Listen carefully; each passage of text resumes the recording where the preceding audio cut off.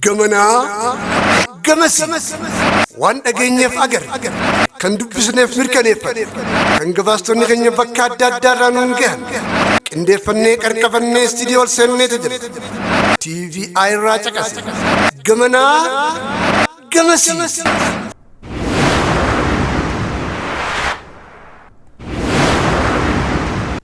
السلام عليكم ورحمة الله وبركاته خبجمتوت داوتوت TVI خن أوديفانو ترباني خن غمنا غمسيتي أوديفانو ترباني وجين خنسني وجترو أنا بحر محمدي غمنا غمسي urjiiwwan islaamaa kanneen lafarra jiran ulamaa ileenteenya dhukkuba koronaa ilaalchisuudhaan ibsa hawaasaaf kennan isaan keessaa hanga tokko arganne dabalata oduu Abdu Jawad Ibrahim Gamtaan ulamaa Harargee walitti dhufuudhaan wal mari'atanii dhaamsaa fi gorsa hawaasa isaaniitiif dabarsaniiti jiran. Gamtaan ulamaa Harargee Maartii 29 bara 2020 walitti dhufuudhaan eega wal mari'ataniin booda Quraanaa fi hadiisa wabeeffatanii hawaasa isaaniitiif gorsaa fi dhaamsa hedduu dabarsaniiti jiran. Aalima walitti qabaman kana keessa Sheekh Adam Tuulaa, Sheekh Mawwatar, Sheekh Muusaa Swaalaa, Sheekh Abdulatif Mattaan, Sheekh Jamaal Haajiitii fi Sheekh Zaakir Abdukariim isaan muraasa. Akka waliigalaatti ergaan isaan uummata isaaniitiif dabarfatan dhukkubni ammaan tana addunyaa weerarsaa jiru kan koronaa vaayirasiidhaan beekamu kun har'a osoo hin ta'in duraanuu akka dhufee jiru himaniiti jiran. Dhukkubni kun ni haariyoomfame malee haarayaa miti jechuudhaan ibsa isaanii ida'aniiti jiran. Akka ulamaan kun nuuf ibsanitti Nabi Muhammad sallallahu alaihi wasallam waggaa 1441 dura haalaa fi amala xaa'uunii nuuf ibsaniiti jiran. Dhaamsi Nabi Muhammad sallallahu alaihi wasallam waggaa dheeraa dura nu dabarsanis gaafa dhukkubni bifa weeraraatiin daddabaru kun nama qabu akka biyya san hin seenne kan dhukkuba kanaan qabames akka biyya sanii hin baane qajeelfama Nabi Muhammad sallallahu alaihi wasallam waggoota hedduu dura kannan ta'ullee addeessaniiti jiran. Dhukkuba kanarraa of eeguudhaaf aalimman kun karaan dhukkuba kana duraa ittiin bahan kan jalqaba dhukkubuma kanaan qabamuu dhabuudha jedhaniiti jiran. Dhukkuba kanarraa iftiisuun qulqullina fi eeggachuu, rabbitti hirkachuu, du'aa godhachuu, tooybachuu akkasumas rakkataa keenyaaf dirmachuu fi waan dandeenyuun wal bira dhaabbachuu, beelawaa nyaachisuun isaanowwan muraasa jedhaniiti jiran. Keessumattuu Sheekh Muusaa Swaalaa manneen sagaggaalummaatii fi manneen farshootti babal'atan akka cufamuu qabanii fi bakka dhukkubni kun itti daddabaru waan ta'eef waliin makamsi dhiiraa dhalaalleen hafuu akka qabu bal'inaan ibsaniiti jiran. Dhaamsa isaanii kana inshaallah odeeffannoo booda kan isiniif dhiyeessinu ta'a. Tamsaa'ina dhukkuba koronaa to'achuudhaaf biyya Itoophiyaa keessatti muummeen ministeera Itoophiyaa Dr. Abiy Ahmed qajeelfama haaraa baasan birra amin yuyyee qindeeffate. Tatamsa'ina vaayirasii koronaa to'achuuf mootummaan Itoophiyaa qajeelfama baasuun dhagayame. Muummichi ministeeraa Abiy Ahmed koree tatamsaa dhibee koronaa vaayirasii ittisuuf hundeeffame waliin Jum'aadeen gaddaa mari'atee jira. Marii kanarrattis tarkaanfiiwwan tatamsaa dhibee kana ittisuuf fudhatamaa jiran bal'inaan mari'atee turuun gabaafame. Dr. Abiy Ahmed tarkaanfiiwwan dabalataa armaan gadiitti tarreeffaman hojiirra kan oolfaman ta'uu ibse. Hawaasnis qajeelfamoota ba'an hordofanii hojiirra akka oolchan gaafate. Tarkaanfiiwwan kunniin tokko Jumaa waaree boodarraa kaasee imaltoota biyyoota alaarraa haaraan Finfinnee yoo seenan kanneen kafaltii hoteela ittiin tursiifaman baasuuf humna hin qabne gara yuunivarsiitii Finfinnee damee saayinsii fi teeknooloojii geeffamanii achi akka tursiifaman. Lamam har'arraa kaasee ammaas dhaabbilee barnoota olaanoo dabalatee manneen barnoota 7 akka cufaman. Sadiim iddoowwan gabaa fi dhaabbilee amantaatti adda fageenya hawaasummaa cimee akka to'atamuuf mootummaan federaalaa walgahii amantaa kamiyyuu bittinneessuuf aangoo ni qaba. Tarkaanfiin heera biyyattiitti hirkatuun labsame kun hojiirra oolfamuun duram ummanni qajeelfama adda fageenyaa yookiin walirraa hiiqanii turuu kaa'ame hojiirra oolchuu qaban. Afur haalli dhibee kanaa deeggarsa dabalataa barbaada. Ogeeyyiin fayyaa barnoota irra jiranii fi kanneen soorama ba'an dirqama biyyoolessaaf of qopheessuu qaban. Shan mootummaan iddoo namoonni dhibee kanaan shakkaman tursiifamanii fi itti wal'aanaman akkasumas meeshaalee wal'aansaa ni qopheessa. Lammiileen hundi siree, uffata halkanii fi meeshaalee wal'aansaa barbaachisan akka deeggarsa godhan gaafate. Jaha qaala'insa damee faayinaansii tasgabbeessuuf baankiin biyyaalessaa baankota liqii dhiyeessaniif birrii biiliyoona 15 kan kennu ta'uu torbam meeshaalee ittisa weerara vaayirasii koronaaf oolan qaraxa malee bilisaan akka galan 8 dhaabbileen meeshaalee weerara vaayirasii koronaa ittisuuf oolan biyya alaa irraa galchan hanqinni sharafa alaa akka hin mudanneef baankonni dursa akka kennan ni taasifama 9 dhaabbileen tajaajila faayinaansii tuttuqaa maallaqaa hir'isuuf jecha tajaajila kafaltii bilbilaan akka raawwatan kan godhamu ta'uu 10 sababa weerara koronaa vaayirasii hanqinni dhiyeessii shaqaxootaa fi daballiin gatii akka hin mudanneef hojiin to'annoo fi hordoffii cimee akka itti fufu ta'uu muummichi ministeeraa Abiy Ahmad ibse. Nutis dhimma barnoonni biyya teenyaa yeroof cufamuu kana ilaalchisee barattoota yuunivarsiitii adda addaa irraa dhiyoo tana deebi'an haasofsiisnee jirra. Daawwadhaa dhageeffadhaa. Duraan dursee mee maqaa keetii fi yuunivarsiitii irraa dhufte nuyi. Barataa Baaruddiin Ahmadiin jedhama. Arsii yuunivarsiitii irraa kan hin dhufe. Hayyee guyyoota meeqaa fi gara manaatti deebitanii argamtan ibsi mootummaa guyyaa meeqaaf isin ajaje? Jalqaba ministeerri barnoota yeroo ibsa baasutti yeroo hin beekamneef jaamee ture. Kaleessa galgala ibsa ministeerri muummee federaalaa kanneen torbee lamaaf akka cufamu ibsa dabarsee ture. Kanatti aansuun immoo muummeen ministeeraa kanaan dura ibsa inni kanneen tokko argeetiin jira. Manatti takka immoo dormitti barumsa keessan itti fufuu ni dandeessanii intarneetaan waan jeessanoo akkami haala kamiin deemu jira? Jalqaba jaamee ture garuu haalli san hundi hin danda'amne. Haalli tatamsa'ina dhukkuba koronaa vaayirasii kunis akka malee saffisaa deemaa jira. Biyyi teenya illee hin dadhabdu. Itti fayyadamni intarneetaa biyyi teenya qabdu wajjillee waa wal madaalu hin taane san yaaduma ta'ee hafe malee waan hojiirra waliin. Ayyee maqaan kiyya Miftaa Muhammad Abdullaatiin jaamaa kanneen dhufe yuunivarsiitii Haramaa kolleejjii fayyaa Hararraa hin dhufe. Ayyee maashaallah. Guyyoota meeqaaf gala isiniin jaanii dhaamsa isinii godhanii turan biroon barnootaa? Yeroo hangam beekamnetti jaanneetuma malee yeroo hin murteessine jechuudha. Yeroo hangatti gallu nu murteessine. Torbaan lama wanni jaamee amma dura dhaamame hoo? Torbaan lama irratti guyyaa utuwaatu idaamee moo maal isiniin jaan san irratti waan odeeffannoo qabdu ni qabda? Ammaan dura osoo hin galin duratti yuunivarsiitiin ibsa baase tokko jira. Doormumatti maateriyaala irraa qo'attan gahaa isinii kanninaa kilaasii kan seenne jaamee ture. Akkasuma mooraa yuunivarsiitii seenuu fi bo'oonis dhorkamee ture jechuudha.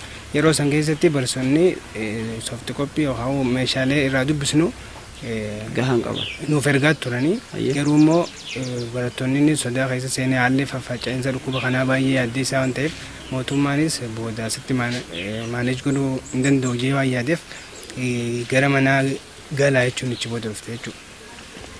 Jalqaba guyyaa torbaatti cufame ichi booda guyyaa 16 kalee gara manaa akka gallu ajajamne jechuudha. Ayyee maashaallah. Manatti intarneetaa fi kana fa'aa hin danda'amu jaamee jira jechuudha. Amma booda sirni baruu barsiisuu itti fufaan jiru dhaabbatee jira. Guyyootan beekamneef. Guyyootan beekamneef dhaabbatee jira. Maashaallah. Ayyee Miftaay carraan kan ittiif galatoomi dhaamsanuu dabarsiteef galatoomi. Maqaan kiyya Araarsa Abdumaalik Ibraahimiin jaama bakki inni irraa dhufe Amboo Yuunivarsiitiidha. Yeroo hangam takkaaf gala isiniin jaanii isiniif dhaamaniiti manatti argamtanam? Hanagaa yeroon waan murtaa'e hin jiru ministeerri barnootaatii fi muummeen ministeeraa waliin ta'anii beeksisa baasaniituma gara manaa galaa jiran malee yeroo hanganatti isin waamne hanganatti deebitanii waan jedhamu waan nuti hubanne tokkollee hin jiru galaadhaa gaafuma isin waamne deebitanii jechuudhaatti galle malee. Torbaan lamaaf ja'amee kan ture maleedha ammas torbaan lama oliif guyyootan beekamneef isin hin ja'ani? Jalqaba akka beeksisa baasanitti osoo gadi hin baane mooruma barumsaa san keessatti gibbiin cufamee torbee lamaaf gama sarviisa intarneetaatiin akka doormitti barnoonni isiniif kennamu yookaan meeshaan irraa baratan gama soofti koppiitiin akka isiniif kennamu jechaa turanii. Kanagaa saffisa dhukkuba biyya teenyaatii fi dadhabina intarneeta biyya teenyaati hojii wal bira laallu kun waan danda'amuus miti. Intarneetni biyya teenyaatis baay'ee dadhabaadha. Saffisni dhukkuba biyya teenya jiruuf to'annoo waan hin jirreef haalaaf saffisaa dhufee waan tokko yaaddoo keessa biyya galcheeti dadhabuurraa kan ka'een galaa jechuun of ibsanii jechuudha. Boqonnaa irratti argamtan jechuudha amma? Ammaan tana boqonnaa irratti argamna. Odeeffannoo nu kenniteef galatoomi jazaakumullahu khayran. Galatooma isin carraan haa ta'aniif. Jama'aan garee toobaa Oromiyaa Harargee bahaa magaalaa Qobbootti argamu walitti qindaa'uudhaan hojii boonsaa hojjetan. Isaan keessaa qeerroo fi dubartiin akka qooda guddaa qaban himama. Qopheessaan Mustafaa Mahammadi. Gareen Toobaa kan magaalaa Qobbootti argamu garee imaanaa wajjin qindoominaan hojii boonsaa hojjeteeti jira. Sababni gareen kun hundaa'eefis inni ijoon namoota amantii isaanii tan jalqabaa taate Islaamummaa fixraa irratti as deebi'an kunuunsuu fi jajjabeessuuf akka ta'e hubachuu dandeenyeeti jirra. Hojiin kidmaadiin kophaa fiiguu osoo hin ta'in tokkummaa fi gamtaan akka galma gahu ganamumaan qalbeeffatanii hojii irratti bobba'aniiti jiru. Dubbii tanaaf ragaan gama dhiiraatiin garee Toobaa yoo ja'aman gama shamarraniitiin ammoo garee imaanaa wajjin tumsa yaada tokkoon karaa adda addaatiin diin islaam tajaajilaati jiru. Tuutti lameenuu gargaarsa alaa osoo hin eeggatin xiqqoo qaban walitti fidanii obboleeyyan haqiiqaan islaamaa galtee fi amanan deeggarsa godhanii fi barsiisuu irratti argamti. Barattoonni sadarkaa tokkoffaarraa kaasee hanga yuunivarsiitiitti waan barnootaaf isaan barbaachisu yeroo hunda bira dhaabbachuu irratti argamti. Sagantaa goolaba barnootaa waggaa kana guyyaa Khamisaa sirna miidhagaadhaan madrasaa magaalaa Qobbootti gaggeessaniiti jiru. Sagantaa kanarrattis daa'iiwwan adda addaa daawaan kan hawaasa wayyeessan yoo ta'u munashidoonnis gama isaaniitiin ummata bohaarsaniiti jiru. Tiifiin Islaamaatis akka keessummaa kabajaatti afeeramuun qophii jamaa kana kaameraa isaatiin kan fuudhe yoo ta'u insha Allah sagantaa magaalaa Qobboo tana bal'inaan kan isiniif dhiyeessinu ta'uu gamanumaan isin beeksifna. Qajeelfamni walgahii uggura mootummaa biyya Itoophiyaa osoo hin bahin dura gorsi garagaraa muhaadaraaleen gaggeeffamaa turan.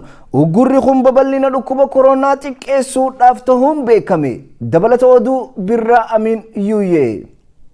Hanga qajeelfamni mootummaa walgahii ugguru ifattiin beeynitti muhaadaraan hedduun gaggeeffamtee turte. Akkuma beekamu yeroo ammaan tana guutuu addunyaa hammeenyi vaayirasii koronaa biyya hunda shororkeessaa jiraachuun beekamaadha. Kanuma wajjin wal qabatee mootummaan Itoophiyaatis tamsa'ina vaayirasii kanaa to'achuudhaaf qajeelfama garagaraa baasuun isaanii yaadatama. Haa ta'u malee osoo qajeelfamni kun hin beeyin dura muhaadaraan bakka adda addaatti gaggeeffamuu maddeen keenya nuuf gabaasanii jiru. Muhaadaraa gaggeeffamanii turan keessaa kan maqaan isaanii nu dhaqqabe keessaa gabaabseetiin akka armaan gadiitti isinii himam. Majlisni Sheekh Aliyyi Ahmad takkaa'uu awwaalleen kan beekamu guyyaa aladaa maarchi 22 sirna gaggeessaa barattootaa raawwatee jira. Majlisni Sheekh Usmaan Durrii kan dirree xayyaaraatti argamu muhaadaraa isaa guyyaa 30 dabarte haala bareedaan goolobeeti jira. Guyyaa arbaa ammoo majlisni Sheekh Jamaal Abdullah kan Harar magaalaa Araattanyaatti argamu sagantaa cufiinsaa masjiida Imaamu Ahmaditti raawwatee jira.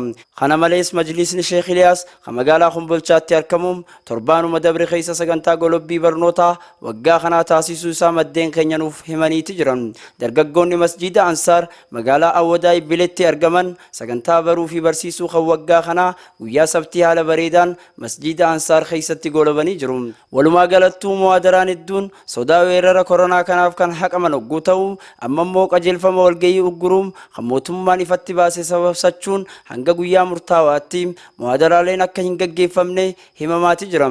Inshaallah muhaadaraalee bakka adda addaatti waraabannee dhawataan gama TV Islaamaatiin isiniif dhiyeessuuf tattaaffiin keenya itti fufama. Gabaasa qindaa'eef Birraa Amiyuuyeeti. Majlisni Sheekh Yaqiin kan araddaa qeeransaa aanaa Haramaayetti argamu barattoota diinaa Islaamaan faayaman eebisuun gabaafame. Gabaasa qindaa'eef Mustafaa Mahammadi. Majlisni Sheekh Yaqiin aanaa Haramaayaa araddaa qeeransaatti kan argamu sirna baruu fi barsiisuu waggaa kana bifa nama gammachiisuun goolabamu beeksise.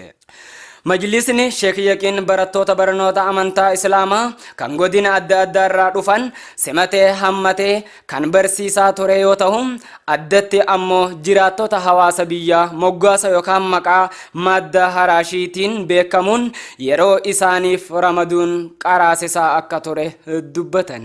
Yaada madda haraashii jedhu kana kan dura jalqabanii fi kan ammallee itti fufaa jiran sheekotaa Sheek Aadam Tuulaa akka ta'e galmeen seenaa ni addeessa.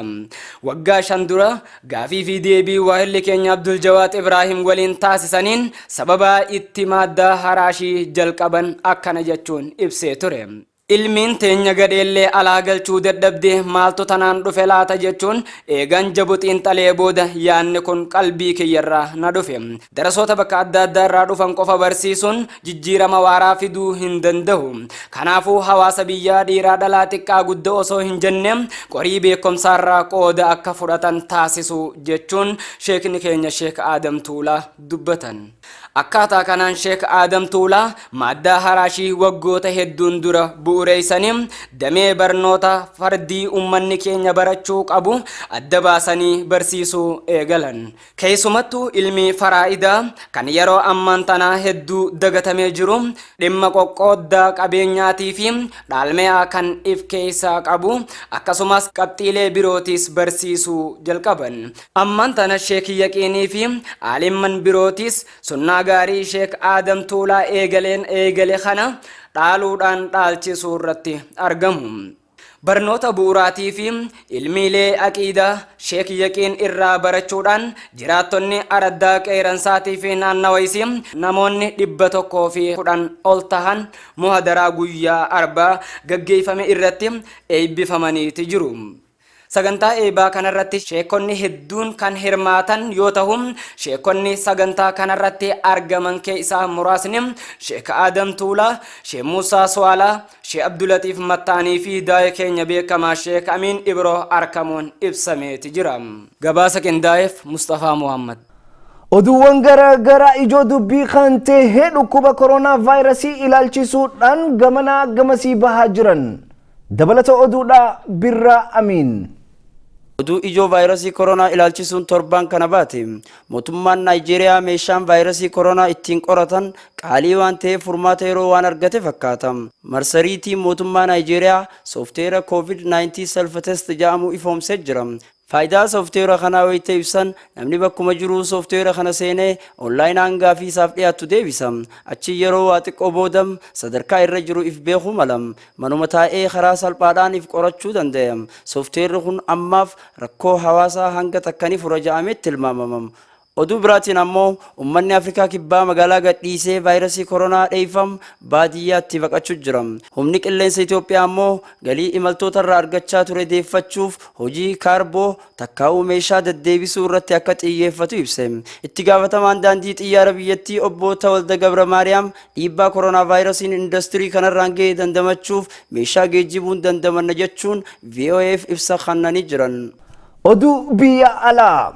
Dhukkubni koronaa to'achuuf biyyoonni Afrikaa tarkaanfii fudhachaa jiraachuun mul'ata. Kanneen keessaa biyyi Keeniyaadha. Labsii jajjabduu taatee uummata biyyattii labsite fakkaata. Dabalata oduu akka itti aanutti isiniif dhiheessina. Labsiin uummata ollaa Itoophiyaa biyya Keeniyaa waan akka samii itti buutee fakkaata. Uummanni Keeniyaa irra guddaan isaanii jireenya harkaa fi afaan jidduudhaan hojjetanii waan guyyaa itti oolan kuuliisaniin bulanii boruus bobba'uudhaan beekaman. Haa ta'u sababa koronaa vaayirasii labsii mootummaan baaste waan didan mul'ata. Mootummaanis gorsa isaaniif kennuu fi eegas waan akka dirquudhaan manaa hin bahinaa ja'aniin uummanni alatti fiigaa jiru fakkaata. Magaalaa Keeniyaa keessa dhukkubni babal'achaa dhufuun mootummaan ganama galgala uummata gorsaa kan jiraachuun miidiyaan garagaraa mul'isa. Kilifii Naayiroobii akkasumatillee Mombaasaa ni himama. Bulchaan Mombaasaa Hassan Joon labsii uummata isaatiif yaadeen namoonni akka yeroon alaa galan ibsa kennee dubbate. Waraanni biyyattiis uummanni Mombaasaa sa'aadhaan akka alaa galan KTN TV'tti himan. Sammalees uummanni bahara tarkaanfatanii jiraatan kan akka naannawa feerii galan yeroodhaan akka manatti galanii itti gaafatamaan poolisii ibsa kenne. Uummanninis dheefa waan deeman fakkaata. Gama biraatiin haaluma saniin dirqamaan kan uummanni manatti taa'u jiru mul'ata. Akkasumattillee uummanni Keeniyaa akka itti oolu abbaatu beeka akka itti bulu nuutu beeka waan ja'an mul'ata. Gabaasa qindaa'eef Bahar Muhammadi. Home. Stay at home. People are getting sick because they came in touch with somebody else.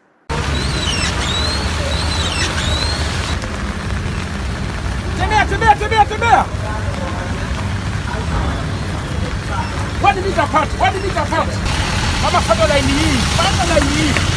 Labsiiwwan mootummaan Ameerikaa baasee uummanni itti hojjetan kana kan ta'eef seeraan dhukkuba ifirraa ittisuu jechuun beekame. Dabalata oduu akka itti aanutti isinii dhiyeessina. Labsiiwwan biyyoota Ameerikaaf mootummaan baasee uummanni seeraan itti hojjechuu dubbatama. Labsiin kun guyyoota muraasa dura lafa ardii guddoo Ameerikaa taate sababa dhukkuba koronaa itti fayyadamuun jalqabaan kan ta'e magaalota uummanni Oromoo guddinaan itti argaman kan akka Siyaatilii fi Oromiyaa xiqqoo yookaan Minisootaa ture. Magaalaa Minisootaa Maarch 27 hanga Apriil 10 cufamuu fi geejjibni akka magaalatti keessatti hin sossoone labsame. Haa ta'u nutis akka TVI'tti karawwan geejjibni gurguddoon irra deeman Minnesota 35W fi I-94 keessa deemuudhaan laalee turre. Ilmoon shimbiraatii fi wanni tokko akka hin jirre mirkaneeffanne. Masgiidonni cufamuu fi iddoon itti walitti qabaman eegamuun uummanni nageenya isaa fi biyyattii tahuu fudhachuun himama. Kana kan ta'eef dhukkubni saffisaan dhufuu fi namoota gaaga'aa waan jiruuf yeroon if dhaqqabuun dirqama waan ta'eef namoonni obsaan mana ta'anii akka mootummaan labsii kannesan fudhatan himama. Gabaasa qindaa'eef Bahar Muhammadi. Biyyoonni G20 keessa jiran vaayirasii dhukkuba koronaa ilaalchisuudhaan walgahii taasisan. Biyyoonni san yaaddoowwan garaagaraa kaasuudhaan wal mari'atan. Waraana addunyaa wajjin harkaa wal qabna jechuun dubbatan. Dabalata oduu Bilaal Rashiid. Biyyoonni G20 keessa jiran torbee kana keessa dhimma koronaa ilaalchisee walgahii gaggeessuun isaanii himame. Daarektarri dhaabbata eegumsa fayyaa idil addunyaa Dr. Tedros Adhanom addunyaan waraana keessa jirtiim waraanni addunyaa sadaffaa koronaa vaayirasii waliin jedheem. Guyyaa dheengaddaa mariileen biyyoota garee 20 virtual conferencing kan gaggeeffame irratti dhaamsi cimaan kan itti dabreem pirezidaantiin Chaayinaa Xi Jinping yeroo addunyaan tokkummaa waliin dhaabbattu gaheem weerara vaayirasii koronaa ittisuun kan danda'amu addunyaa wal deeggarsaan dhaabbachuu yoo danda'e qofaa kan jedhan Xi Jinping talaallii vaayirasichaa dursee ittisu qoricha argachuun kan danda'amu biyyaaleen idil addunyaa kophaa fiiguun osoo hin taane waliin dhaabbachuun tokkummaa yoo ta'e qofaadhaam. Duulli waraana vaayirasichaa irratti eegalame kun duula lubbuu lammiilee miliyoonotaan lakkaa'aman dursanii duraa baraaru waan ta'eef jechuun virtual conferencing kanaan marii gaggeeffame irratti dubbataniim. Pirezidaantichi biyyi Chaayinaan muuxannoo vaayirasichaa ittiin to'achuu dandeessee addunyaaf qooduu irratti akka malee muddama guddaa keessa jirtiim deeggarsaa fi muuxannoo qooduun kun ammoo itti fufa jechuun marii kana irratti waadaa seenaniim. Maaskiiwwan funyaanii fi afaan haguuguuf oolan biyyoota hedduu waliin gahuuf sababaalee hanqina geejjibaa tibba kana mudateen qormaata guddaa keessa galluus qormaaticha keessa dabruun hanga danda'ame biyyoota hedduu biraan gahaa jiraachuu dubbateem. Daarektarri dhaabbata eegumsa fayyaa idil addunyaa Dr. Tedros Adhanom ammoo kallattiiwwan xiyyeeffannoo vaayirasicha dursanii ittisuun danda'amu jedhanii tarreessuun marii virtual conferencingiin adeemsifame kana irratti dubbataniim. Kanumaan qabxiilee ajandaa gurguddaa sadii tahan kan kaasan yoo ta'u inni duraa duulli ittisa vaayirasii kanarratti biyyoonni hundi eegalan cimee itti fufuu qabaam. Nageenyummaa fayyaa lammiilee addunyaa sababaa vaayirasichaan gaaga'ama diinagdee irra gahaa jiru baraaruu kan dandeenyu tatamsa'ina vaayirasichaa qindoominaan dhaabuu yoo dandeenye qofa jechuudhaan dubbataniim.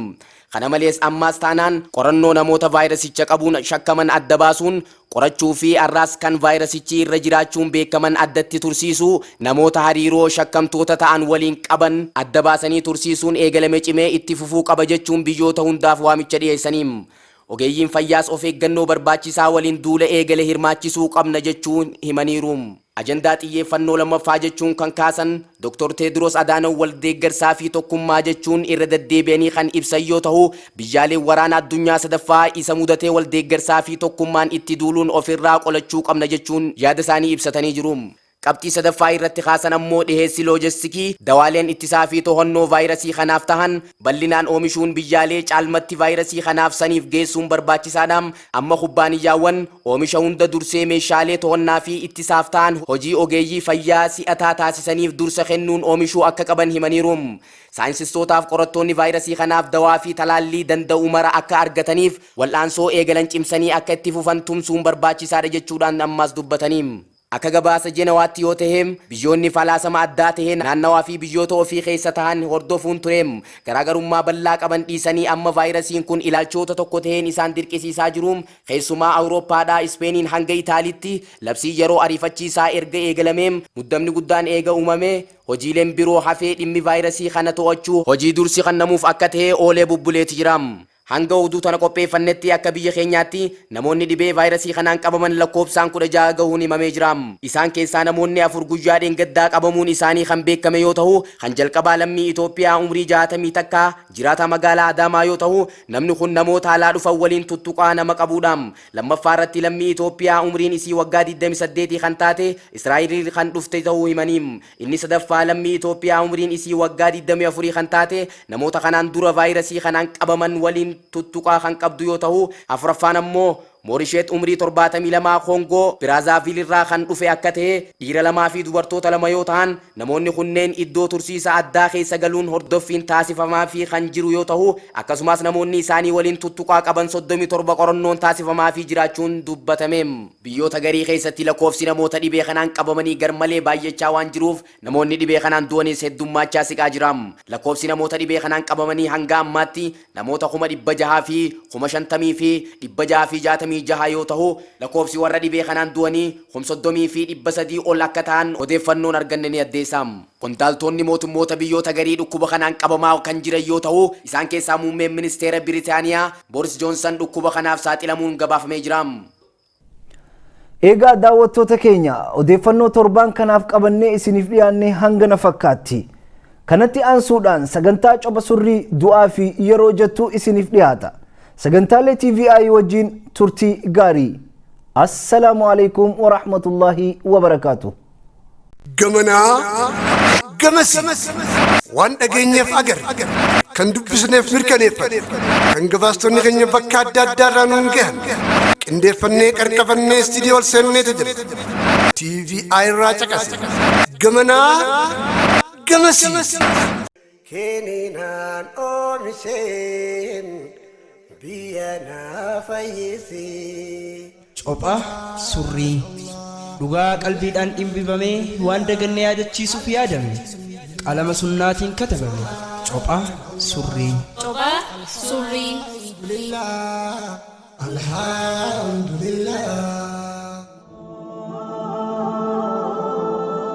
Alhamdulillah. Assalaamu alaykum wa rahmatullahi wa barakaatuh. Du'aa fi yeroo. Ilmi namaa eega dhalaterraa numa du'a. Lubbuun cufti hadhaa du'aa ni dhandhamti. Kalees har'aas boruus namni du'a hin injifatu. Garuu hiikaan nuti du'aaf qabaachaa jirru kan duriin gargari miirri isiin nu keessatti uumaa jirtu hedduu addaan fagoodha. Umruma teenya gabaabduu tana keessattuu waan baay'ee taajjabne. Waggaa 10 fi 15 yoo duuba deebine ilaalle naasuun duuti nu keessatti uumtu akkaan guddaadha. Amma garuu haalaan gadi bu'ee jira. Janaazaa hedduu gaggeessine jirra. Garuu irraan gorfamnu. Waan hundaa ol wanti nama gaddisiisu hanjamaan nuti qabrii irratti hanjamnu qoosa mana cidhaatii wajjin wal fakkaata. Imimmaan harcaasuu fi na'uu daran kolfaa fi taphaatu achirraa mul'ata. Subhaanallah, qalbiin numa goggoyde. Nuus akka du'uuf deemnu irraanfannee jirra. Guyyaan keenya fagoo, dabareen keenya hin dhiyaanne. Taraan teenya akka waan hulii taatetti lubbuun keenya nutti asaasti. Obboleeyyan kiyya, mee nama beeytan fira ta'uu hiriyyaa ollaallee taanaan namni awwaalee hin beeyne jira waan jiru. Ummanni keenyalleen akki ja'u dullumaatu fagoodha malee duuti dhiyoodha ja'an. Haqa umrii ijoollummaa irratti illee guyyaan keenya geenyaan numa deemna. Mee gama du'aa fi yeroo kanatti haa deebinu. Duraan waytan ani ijoollee daa'imman guyyaa du'aa ni hawwu. Maaliif seetan? Ijoollee xixiqqoof taaziyaan wayitii gammachuuti. Haay akkamitti gaddarratti gammadan hin je'ina. Laala akkam seetan? Yeroo taaziyaa san firri fagoo fi halaalaa walitti dhufa. Aalii fi ollaan wal jajjabeessuuf walitti qabama. Namni dhufu kunis dhangaa adda addaa qabatee dhufa. Daa'imman lubbuun bayne gaa waan lamaaf gammadan. Tan duraa re'ima isaanii walirraa turan wajjin wal harkan. Lammaffaan ammoo dhangaa yeroo idilee hin harkanne sababa taaziyaatiin nyaatan. Dubbii tana qacoollatti isiniif ibsuudhaaf mee afoola tokko isin haa yaadachiisnu. Hiriyoota lamaatu ollaa jiru. Ijoolleen tun wajjin taphatan. Daa'imman kana keessaa tokko lafee qoqoru jira. Hiriyyaan isaa kaanis kajeeleeti aboo mee waa xiqqoo naaf kuti je'een. Mucaan kaanis dharraa foonii qabaan sahaanii dhorkate. kuni saareeti ani sabban kiyya ni du'ami gaafa abbaan kiyya du'e isin kan no'ayaa je'een jaan way ijoollummaa garuu miira nama guddaa kan xiinxallu yoo taate nama fira isaa dhiisaatii namnummaan isan beekne yoo akhirame gaddi isaa olaanaadha qalbiin isaa ni cabxi ijji isaa imimmaan dhangalaafti sammuun isaa yeroo dheeraaf naasuu san hin dagattu keessumattuu namni du'e san nama ummata biratti fudhatama qabuu fi kabajamu yoo taate hawaasni keenya taaziyaa nama sanii akka kaalandaraa takkaa'uu bar lakkooftutti itti fayyadaman fakkeenyaaf gurbaa kiyyaan gafaa gaafa eebaluun duusaniin dhal jechuu malan yookiin ammoo aruusni eebaluu fi eebaluu eega abbaan eebaluu akhiramee amata ta'aniitiimi haala kanaan akka kaalandaraatti itti fayyadamaa turan hubadhaagaa kun waggoota 10 dura amma garuu duuti saffisaan waan deemaa jirtuuf firuma isaa dhiyootuu yoo galmeerra laalee yaadate malee yaadachuun akka jabaadha mee waggootuma lamaan irra kunne kana ulamaa meeqa dhabne wal faana yaada kana malees hawaasni keenya roorroo irratti gaggeeffamaa turteen nama hedduutu nurraa akhirame manni hin gaddiin hin jirullee yoo jechuu baanne gandi taaziyaa hin taayin hin jiru dhageeffattoota keenya mata duree du'aa fi yeroo jedhu kana akkaan xiinxaluuf wanti na kakaase waan lama jalqaba irratti sabaa himaalee tokko irratti yeroo lubbuu baatu gabaasan arrallee namuma 5 qofaatu du'ee wayyaadha yeroo garii ammoo bakka akkanaatti bar nama 10 qofaatu du'e asirratti gaa xiqqaachuu fi baay'achuu lakkoo isaa osoo hin ta'in akkatti himaniitu nama gaddisiisa miira naasuu xiqqollee nu keessatti uumaan jirtu maalumaa fi dhiiroo qabxiin lammaffaan mata duree kana xiinxaluuf sababa naaf taate hawaasni keenya akkuma beeytan gamtaan jiraata afooshaan jaaramee gaddaa fi gammachuu wal bira dhaabbata rakkoo keessatti wal sabbarsiisee wayitii bal'inaa ammoo waliin buhaara akkuma beeytan dirqama hawaasummaa kana bahuudhaaf xiqqaattuu guddattuu dinagdee nama barbaachisa dhiheenya kana garuu taaziyaan heddummaachuu irraa kan ka'e uummanni keenya nama du'eef rifachuu irra hifachuu eegale akkuma beeytan yeroon akka takka tattaatee jirti galiin hawaasa keenyaa qaqallatee jira sababa kanaaf jecha namoota garagaraa kan guyyaan qadaa isaanii tokko ta'e hunda bira dhaquun sitti jabaatee irraa hafuu fi sitti ulfaatee yeroo yaaddawanii waan kanarraa haasawaniin dhagee dhiiroo eenyu bira dheeynee ta'e eenyu dhiisna ebaluu saakramen jaanii akkamitti irraafna ja'anii dhiphatu tuutinuu rifachiisuu dhiisteetu nu ifachiisuu eegalte way yeroo kulla yoomin wafii sha'an rabbiin keenya subhaana wa ta'aalaa yeroo hundaa'uu dalagumatti jira wayitii ammaan tanaa cidhaa fi taaziyaa sammaa amma argu jirra kan dhalatuus kan du'uus baay'eedha garuu nama meeqatu du'aaf qophaa'e guyyaan keenya hoo yoomi gaafii tana hin jaalannullee haasuun ammoo dirqama ammaas irra deebi'uudhaan wanti na ajaa'ibu daguu keessa seennee jirru yeroo laalu hireen du'uu waan nu dhaqabnutti fakkaachaa jiru garuu amanuu qabna daqiiqaa taatuu sekondii sa'aatii taatus guyyaa hanga nuuf haftellee beekuu baannu wallaahi du'uuf teenya kanaafuu haa qophooynuun dhaamsa keenya wassalaamu alaykum warahmatullaahi wabarakaatuh